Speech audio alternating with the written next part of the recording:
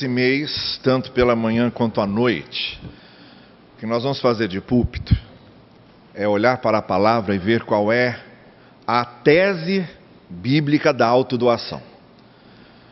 Vamos descobrir que desafio de autodoação a palavra de Deus nos faz. Mas nós não vamos ficar parados aqui. Durante o mês de dezembro, nós vamos nos envolver em ações de autodoação para comemorarmos o Natal, tendo muito fixa em nossa mente a certeza de que a melhor maneira de comemorarmos o Natal não é armando árvore de Natal, embora isso possa ser feito sem problema nenhum, não é tendo ceia de Natal para a família, embora é bom que se faça isso, é sempre bom reunir a família no Natal, não é troca de presentes, embora seja muito bom a gente dar presente e presentear as pessoas que nós amamos, mas muito especialmente, mais do que qualquer outra coisa dessas, a gente comemora o Natal se auto-doando para a obra do Reino. O que significa dizer que, se eu não posso armar a árvore de Natal, se eu não posso ter ceia para receber a minha família, e se eu não posso dar presente, não deixa de ser Natal. A essência do Natal não deixa de acontecer. Mas se eu me envolvo com a minha própria vida e me autodoo para participar de algo que vá abençoar uma pessoa, essa é a essência do Natal. O que eu estou dizendo é que, se nós não tivermos condições de participar dos ornamentos do Natal, quando nós nos autodoamos para o reino, e quando nós nos autodoamos para abençoar as pessoas, nós estamos fazendo a comemoração de Natal mais importante que existe. Isto é Natal, meus irmãos. E é disso que nós vamos falar, tanto pela manhã quanto à noite. Começando hoje, quando vamos refletir sobre esse tema, Deus amou e nós amamos. E quando a gente fala do amor de Deus, a gente se lembra logo daquele que nós chamamos de o texto bíblico mais conhecido das Escrituras, o texto bíblico mais conhecido da Bíblia, que é João 3,16, e que a gente não precisa ler, porque eu sei que você sabe de cor. E você vai dizer então esse texto, como é que diz? Porque Deus...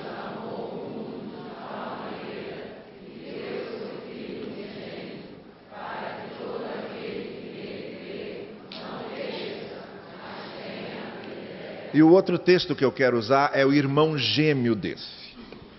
Significa dizer que não adianta conhecer só João 3,16, tem que conhecer primeiro João 3,16. João 3,16 a gente sabe de cor e conhece.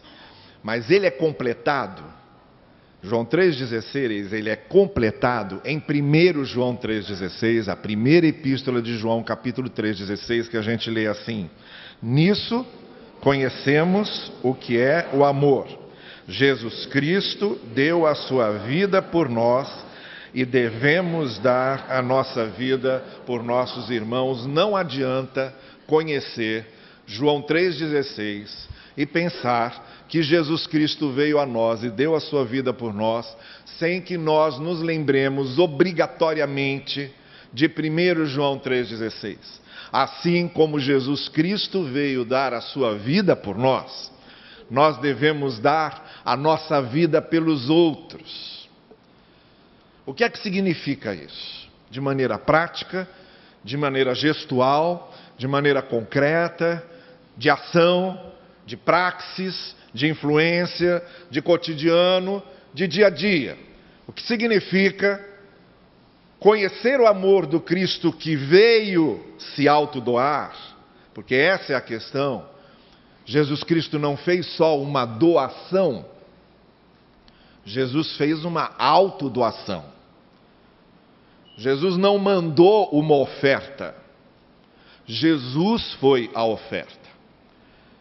E o que o evangelista João, depois, quando escreve a sua primeira carta, está falando, voltando a esse mesmo tema que ele colocou no seu evangelho, é isso. Ele, assim como Jesus veio E a vinda de Jesus, a encarnação de Jesus é exatamente o Natal, é a mensagem do Natal. Assim como o Natal significa a vinda de Jesus e Jesus se autodoando.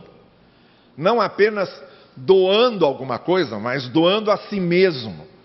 Doando a sua mente, doando os seus dons, doando o seu fôlego, doando o seu tempo, doando o que ele tinha, doando o que ele era.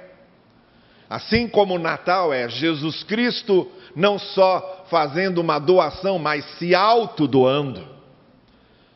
João então vai dizer que a mesma coisa nós temos de fazer e que conhecer o amor de Cristo que se autodoa significa doar-se, autodoar-se também para abençoar a vida dos outros. Uma coisa está ligada à outra e elas não podem ser separadas. Então, João 3,16 está ligado a 1 João 3,16. Mas há algumas coisas que eu quero refletir sobre esses dois versículos. Como eu disse a vocês, o que a gente está procurando nessas mensagens da manhã e da noite é fundamentar a nossa compreensão do que é a autodoação bíblica, do que é a autodoação do Evangelho, do que é a autodoação do discípulo de Cristo. E quando a gente volta os nossos olhos para João 3,16, por exemplo, que é o primeiro texto, a gente descobre ali algumas coisas. A primeira coisa que fica muito evidente quando a gente lê João 3,16 é que os dois verbos mais importantes daquele texto é justamente amar e dar. Deus amou o mundo que deu seu Filho. Então esses dois verbos juntos fazem o coração de João 3,16. Tira de João 3,16 a ideia de amar, ou tire de João 3,16 a ideia de dar, e você mata João 3,16, ele não diz mais nada. Não há mundo inteiro, não há vida eterna, não há filho unigênito, não há nada, não sobra nada. Se você tira amar e dar, amar e doar, ele amou, ele deu, mata João 3,16. São os dois verbos mais importantes do texto, porque amor e doação, amor e doar, amor e dar são duas coisas que estão de mãos dadas, que andam juntas, que se completam, que se integram, são as duas faces da mesma moeda. A outra coisa que a gente percebe em João 3,16 é a medida do amor. Como é que é mensurado esse amor? O amor possui ali uma qualificação, ele é um amor que é tanto. Ele tanto amou, é a intensidade do amor. Agora, esse amor foi tanto, ele tanto amor, havia uma intensidade, uma pulsão, um impulso tão fundamental, tão identitário dele mesmo, tão indiciocrático dele mesmo. Havia a sua própria alma, a própria alma do amor de Deus era de uma intensidade tão grande, que o fruto desse amor de grande intensidade não podia se manifestar de outra maneira a não ser se dando. Então, como é que a gente sabe que Deus amou tanto? A gente sabe que Deus amou tanto porque Ele deu o que era mais precioso para Ele, seu Filho unigênito. Então aqui nós já estabelecemos a visibilidade do amor de Deus, porque não existe amor sem visibilidade, e muito menos não existe amor com intensidade, sem que essa intensidade de amor seja traduzida em algo visível, em algo tangível, em algo experimentável, e até coletivamente. Deus amou o mundo de tal maneira, Ele amou tanto o mundo, que Ele deu seu Filho. Ele não deu a Abraão, não foram os profetas, não foram os sacerdotes, não foi o templo de Jerusalém, não foi a lei, as tábuas da lei de Moisés. O que Deus deu foi seu próprio Filho. O que ele tinha de mais importante, a essência do seu amor, estava traduzida no próprio filho. Isso a gente lembra muito, por exemplo, do caso de Jacó, quando chegou na casa do seu tio Labão. E a descrição daquele texto vai dizendo o seguinte, que Jacó amou Raquel. E amando Raquel e conversando com Labão, ele combinou com Labão que trabalharia 7 anos por Raquel. E aí o texto diz que, de fato, Jacó trabalhou 7 anos por Raquel. E aí o texto completa dizendo o seguinte: e o tempo desses 7 anos não tinha o peso dos 7 anos por causa do muito que Jacó a amava. Isto é, aqueles 7 anos para Jacó não eram um fardo, não era um peso, não era uma cruz para carregar por causa do amor que Jacó tinha por Raquel.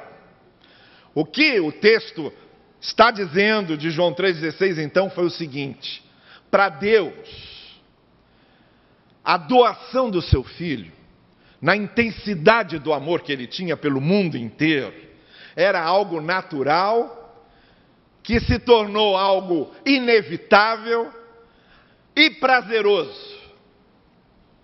Porque quando se ama, as coisas não têm fardo, as coisas não têm peso, as coisas se tornam prazerosas quando a motivação daquilo que fazemos é a motivação do amor.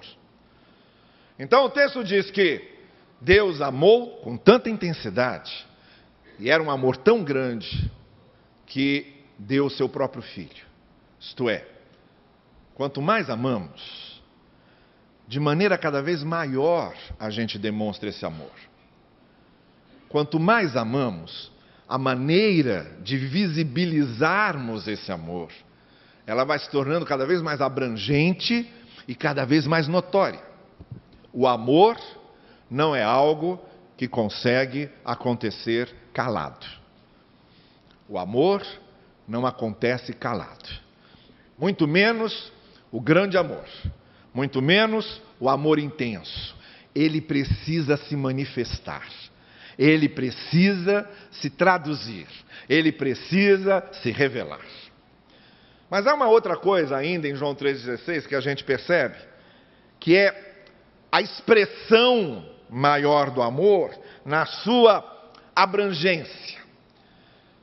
Deus amou o mundo, que deu o seu Filho, e como nós entendemos que o Filho de Deus era o próprio Deus, como o próprio Senhor Jesus vai dizer, eu e o Pai somos um, e depois mais tarde, com as Escrituras a gente aprende que é um único Deus em 3 pessoas, Pai, Filho e Espírito Santo, o que significa que o Filho vir era a vinda do Pai e a vinda do Espírito, o que significa que o Pai enviar o Filho era o Pai enviar a si mesmo, porque são as 3 pessoas do mesmo Deus. E aí a gente entende que não é só uma questão de doar, mas é uma questão de doar-se. Deus veio pessoalmente. Deus não mandou um presente. Deus foi o presente. Deus não mandou um dom. Deus foi o dom. Deus não mandou um folheto. Deus foi esse folheto. Deus não mandou essa mensagem. Deus era a própria mensagem que veio e habitou entre nós, como diz João no início do seu evangelho. E a palavra se fez carne e habitou entre nós. Então, quando o amor é grande e intenso, e quando a expressão desse amor é necessariamente, obrigatoriamente, porque não tem como deixar de ser diferente, a visualização desse amor, o fato de nós visibilizarmos, medirmos esse amor, expressarmos esse amor, mensurarmos o amor de forma muito concreta e tangível, em vez de enviar algo, nós nos enviamos. Em vez de dar algo, nós nos damos. Em vez de doar algo, nós nos doamos. Porque é assim como o que mais importante Deus tinha, que era o seu Filho, o mais importante que nós temos é a nossa própria vida. Então não é uma questão só de nós ofertarmos algo, nem é uma questão só de nós pagarmos algo. Tem que haver, na nossa experiência com o reino, a experiência de nos sentirmos nós mesmos nos doando, nos envolvendo diretamente com alguma coisa, fazendo diretamente alguma coisa. O que eu estou dizendo, em outras palavras, é que às vezes a gente acha que só contribuir com o dízimo como oferta, e isso eu estou falando de pessoas que têm a consciência de fazer isso, porque há pessoas que nem a consciência de fazer isso têm. Mas há pessoas que, com a consciência de contribuir com seus dízimos e suas ofertas, ainda não é tudo. É um meio caminho ainda. Porque há algo ainda mais valioso que nós podemos doar para o reino e fazer para o reino, que é fazer algo com nossa vida, que é nos autodoarmos para abençoar o reino, para abençoar alguém, para plantar a semente do Evangelho no coração de alguém, com a nossa própria presença, com a nossa própria vida, com a nossa própria maneira de viver. E aí a gente parte então, nessa mesma linha de pensamento, que já, se o amor é assim, se o amor tem que se traduzir em algo tão prático, tão concreto, tão gestual, se não basta doar, mas é necessário autodoar-se, a gente então acaba em 1 João 3,16. Não tem como ser diferente. E a conclusão de João, na sua primeira carta, não podia ser diferente. Ele diz, se Deus se autodoou, e se amor é autodoação, aí ele diz aos seus leitores, nós também devemos fazer a mesma coisa. Nós também temos que nos autodoar. Nós precisamos nos envolver em algo com o reino, nos envolver em algo com a obra de Deus, de maneira que a nossa vida seja usada para abençoar alguém. A gente fica hermeticamente fechado, enclausurado, muitas vezes nos nossos próprios interesses, no nosso próprio cotidiano, no nosso próprio dia a dia. E vai passando despercebido e vamos esquecendo de lembrar. E vamos deixando que se dilua, que se pulverize a necessidade de que algo precisa ser feito justamente no meu dia a dia, no meu trabalho, na minha vizinhança, naquilo que eu estou presente, naquilo que eu estou envolvido. Algo precisa ser feito para que essa autodoação aconteça, para que eu me torne ali um instrumento de bênção de Deus para alguém que trabalha comigo, que mora comigo, que convive comigo, que faz parte da minha roda de convívio. E aí é que o apóstolo João então emenda uma coisa na outra, dizendo, olha, não tem outro jeito de nós pensarmos no amor de Deus que se autodoa, sem que nós pensemos muito especialmente numa maneira concreta e prática de nos autodoarmos. E aí a gente percebe algumas coisas aqui. Por exemplo, o apóstolo João diz na sua primeira carta então, já em 1 João 3,16, que saber que Jesus deu a sua vida por nós, ajuda-nos a conhecer o amor divino. Vejam, por exemplo, se nós não soubéssemos nada a respeito de Jesus, e se nos dissessem, olha, Deus amou tanto vocês, que Ele criou tudo isso que está aí. Estrelas, oceanos, natureza, deu vida a vocês. Esse é o amor de Deus. Tá bem. Talvez alguns de nós compreenderiam isso. Mas não tem como. Tem astrônomo que estuda o universo a vida inteira e não vê a presença de Deus ali. Não vê nada de amor de Deus ali. Terminei de ler um livro do Stephen Hawking, em que ele está respondendo algumas questões importantes sobre a vida e a existência, e ele é muito claro nisso. Eu não acredito na existência de Deus para mim, Tudo veio num grande acaso, e todas as coisas foram se encaixando, e a ciência pode provar isso. Então, pessoas que passam a vida toda estudando o universo e não veem a presença de Deus, nem reconhecem o amor de Deus, então isso não seria suficiente. Ou então, a gente poderia dizer, olha, veja como algumas coisas boas acontecem na sua vida. E veja então como Deus ama você. Então a gente começa a analisar a nossa vida e a gente começa a ver que realmente algumas coisas muito boas aconteceram conosco, algumas coisas deram muito certo. Mas olha, algumas coisas também deram muito certo com ateus. Muita coisa está dando muito certo com hindus. Muita coisa está dando muito certo com budistas. Então dizer que algumas coisas são boas para nós e dão certas para nós, e dizer, bom, veja isso aí como prova do amor de Deus, necessariamente não. Um ateu pode chegar para você e contar muitas coisas boas que aconteceram com ele.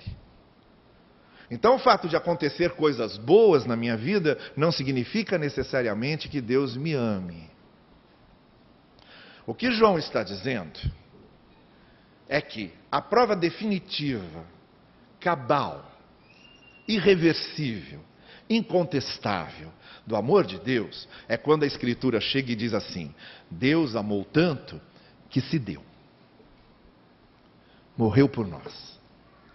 Se encarnou por nós. Aí o argumento fica irrefutável. Por quê? O apóstolo Paulo vai dizer isso em Romanos. Pode ser que alguém dê a sua vida por um amigo, mas dificilmente alguém vai dar a sua vida por um inimigo. Você imaginou isso? Uma pessoa resolve dar a sua vida para que Fernandinho Beiramar seja liberto da prisão. Uma pessoa resolve dar a sua vida para que o Eduardo Cunha seja libertado. O Eduardo Cunha está pior que o Fernandinho Beiramar, porque não houve essa reação que vocês tiveram agora. Chega a ser meio inconcebível na nossa mente que alguém dê a vida pelo estuprador da sua própria filha. Que alguém dê a vida pelo estuprador da sua própria filha. Isso é inimaginável. Não conhecemos nenhuma história dessa. Por isso esse é um argumento incontestável. Porque o apóstolo Paulo vai dizer, o que Deus fez foi exatamente isso. Deus deu a sua vida para salvar aqueles que riem dele, aqueles que zombam dele, aqueles que blasfemam contra ele, aqueles que não acreditam nele, aqueles que ridicularizam a ele. Deus deu a sua vida para salvar criminosos, para salvar mentirosos, para salvar adúlteros, para salvar ladrões. Deus deu a sua vida para salvar religiosos, para salvar fé institucionalizada, para salvar quem conhece a Bíblia e não vive. Deus deu a sua vida para salvar o mundo inteiro. Ele se deu. Por isso que o autor da primeira carta de João está dizendo, chegamos aqui a uma prova incontestável do amor de Deus, quando nós dizemos, o amor de Deus está no fato dele ter se autodoado, dele ter se dado. A outra coisa que fica muito clara nesse texto é que conhecer esse amor divino que se deu e que se autodoou, isso nos leva a reproduzir esse mesmo amor. Isto é, eu estou dizendo que a grande tese de João, tanto em João 3,16 quanto em 1 João 3,16, é mostrar isso. Que esse Deus que nos ama e se autodoou, Ele está dizendo que devemos fazer a mesma coisa. Se nós amamos, devemos nos autodoar. E isso, de maneira prática, se transfigura da seguinte maneira.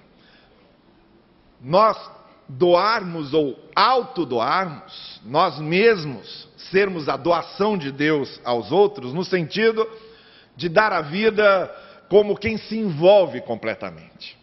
Dar a vida aqui não é se matar por alguém. Dar a vida aqui não é deixar de viver por alguém. Dar a vida aqui significa viver por alguém.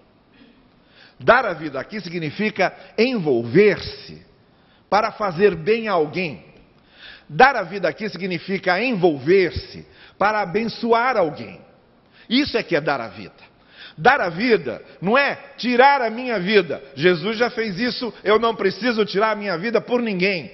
Dar a vida não é tirar a minha vida, mas é colocar a minha vida à disposição, envolver a minha vida em algo que seja bom para o reino, e porque é bom para o reino, vai ser bom para as pessoas. De maneira prática, eu só estou dando a minha vida quando eu estou envolvido com algo.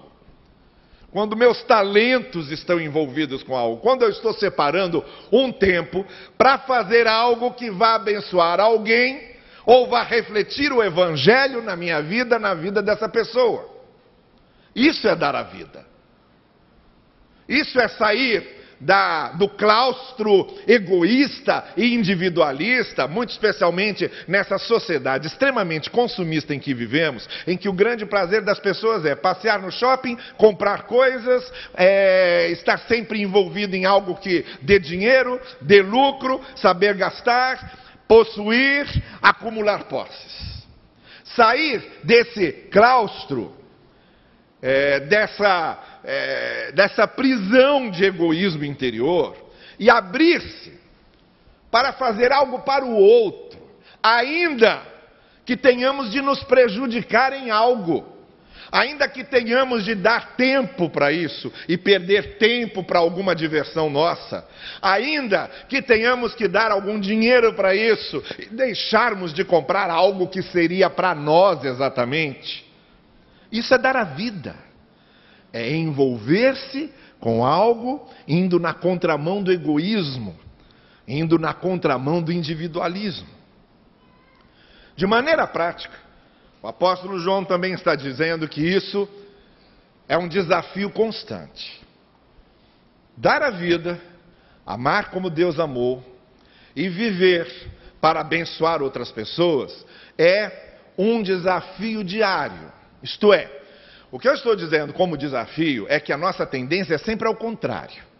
A nossa tendência é: venha a nós o teu reino. Venha a mim o teu reino. Eu quero ser abençoado, eu quero ter as melhores coisas para mim, eu quero levar vantagem.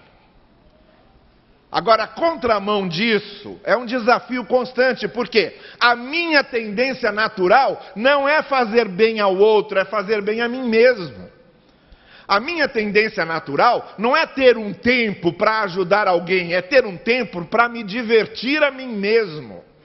A minha tendência natural não é dividir e compartilhar algo com outro, é acumular para mim mesmo. Essa é a minha tendência. Por isso, é um desafio constante e diário, em que a cada dia eu me levanto e pergunto para mim o que é que hoje eu posso fazer para que a minha vida seja hoje uma expressão de autodoação.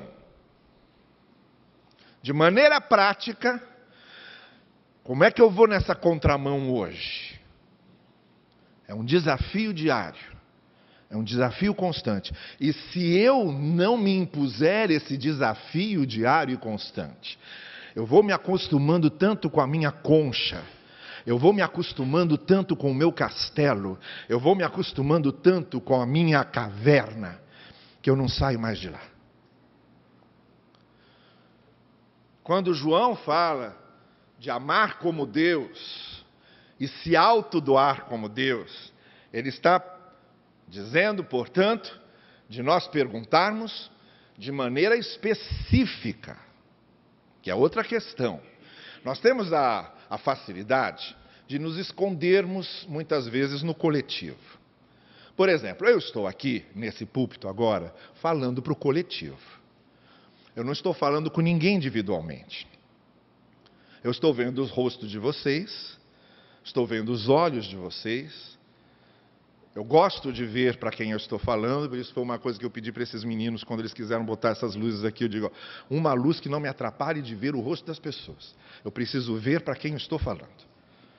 Mas, ao mesmo tempo, fica muito fácil para que cada um de vocês se esconda nessa multidão em que vocês estão. Porque nós nos escondemos no coletivo. Então, quando eu digo aqui, nós precisamos nos autodoar, nós é quem? É ninguém. Nós é uma retórica. Nós precisamos nos autodoar, não é alguém especificamente, é o nós. E o nós está pulverizado, o nós é o coletivo, o nós não tem nome. Eu e você, quando ouvimos algo que é colocado no coletivo, eu e você é que precisamos especificar isso. Então, se a palavra de Deus diz, nós precisamos nos autodoar como Cristo se autodoou, eu preciso especificar isso para a minha vida. Eu preciso perguntar de modo específico a mim mesmo, como é que eu posso abençoar a vida daquele meu vizinho, que tem aquela vida desregrada, que o prédio inteiro condena. A vizinhança inteira condena. E o que é que eu estou fazendo para mudar isso?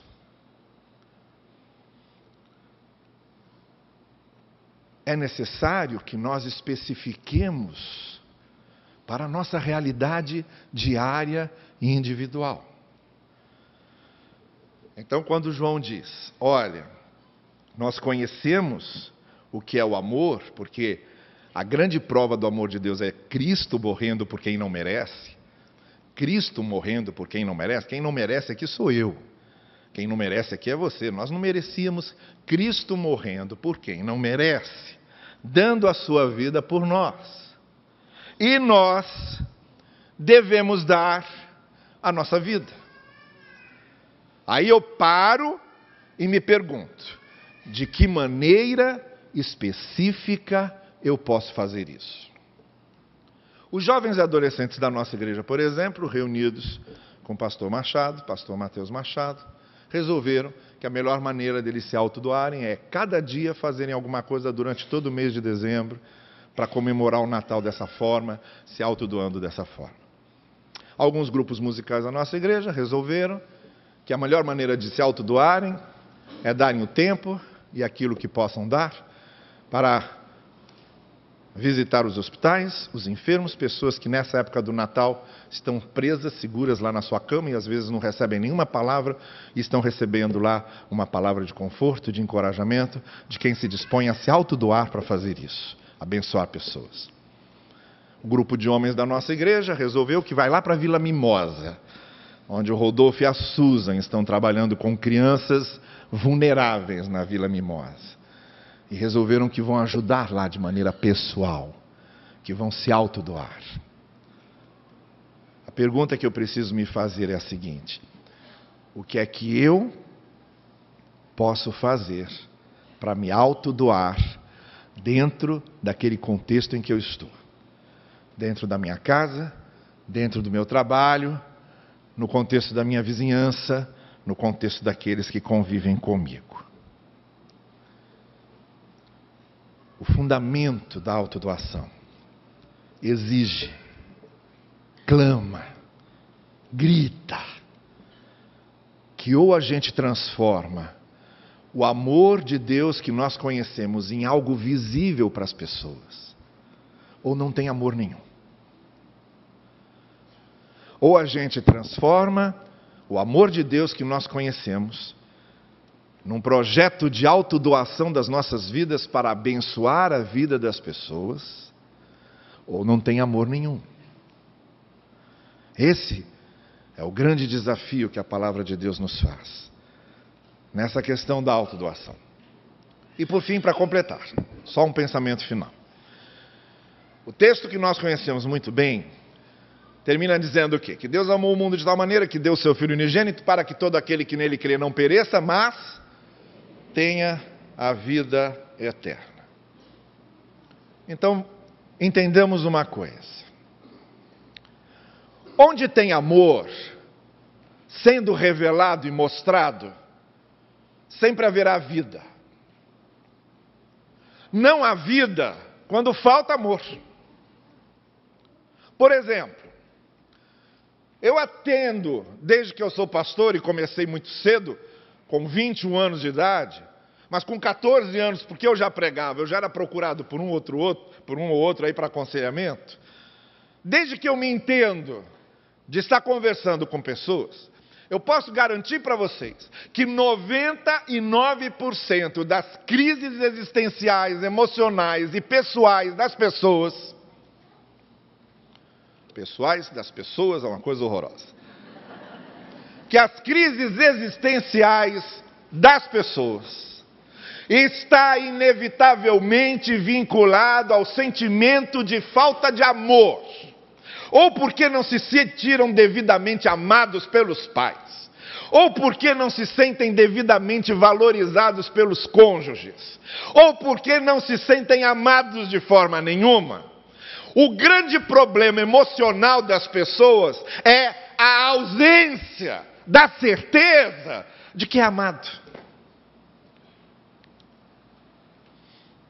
Eu nunca ouvi, por exemplo, um filho chegar diante de mim e dizer: eu amaldiçoo meus pais porque eles exageraram no zelo.